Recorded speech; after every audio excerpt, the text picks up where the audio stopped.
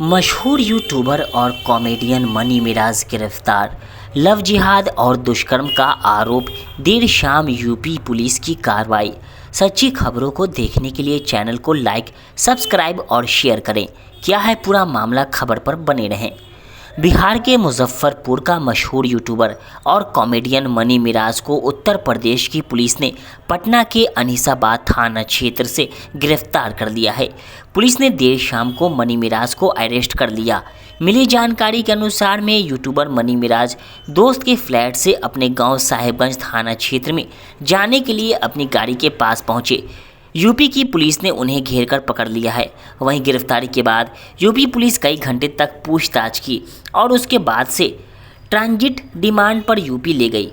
आपको बता दें कि मनी मिराज पर खोरा थाना उत्तर प्रदेश गाजियाबाद की रहने वाली एक युवती ने दुष्कर्म और धर्म परिवर्तन के लिए दबाव बनाने का गंभीर आरोप लगाया है, जिसके बाद इसी मामले में आज उत्तर प्रदेश की पुलिस ने कार्रवाई की है और उन्हें गिरफ्तार करने के बाद अपने साथ में उत्तर प्रदेश ले गई है।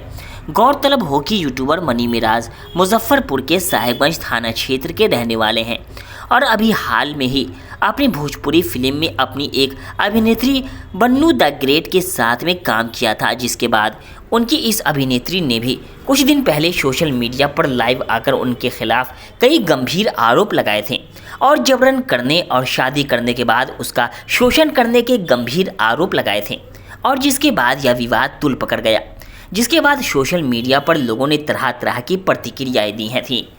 वहीं मनी मिराज की टीम के सदस्य सैफुल अंसारी ने भी उनकी गिरफ्तारी की पुष्टि की है।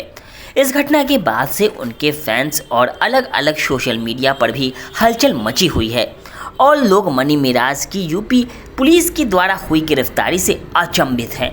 खबर कैसा लगा कमेंट में ज़रूर बताएं। आइए देखते हैं न्यूज़ 12 बिहार के संवाददाता मेहदी अब्बास की खास रिपोर्ट में। गाड़ी में है, यूपी नंबर गाड़ी है, गाड़ी में मनी मिराज ले जाया जा रहा है और सर कुछ बोलने के लिए तैयार नहीं है। वो चढ़ाना दिखाइएगा, यही वो स्कॉर्पियो है जो मनी मिराज रुक जाइए। देखिए वकील साहब यहाँ पे देखिएगा सर,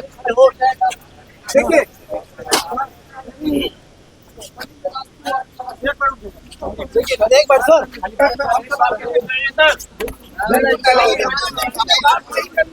किसी से बात नहीं किया जा रहा और इसी गाड़ी में लड़की रह रही है दिल्ली की, मूल निवासी है भागलपुर की और यहाँ पर केस हो रहा है गाजियाबाद उत्तर प्रदेश में।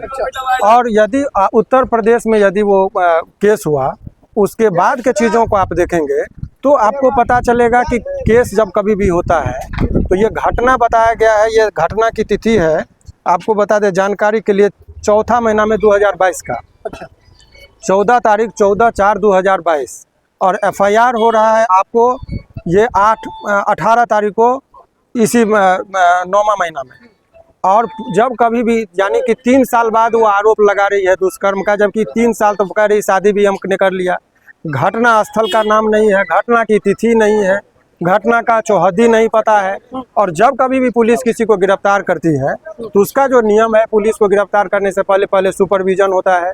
चूँकि लंबे अवधि की बात है, इसीलिए कॉग्निजेबल ऑफेंस से गिरफ्तार करने की शक्ति है। लेकिन अदर स्टेट से जब यहाँ पर आएंगे तो अदर स्टेट से आने के लिए उसको पहले सुपरविजन होता है वरीय पदाधिकारी के अनुशंसा पर।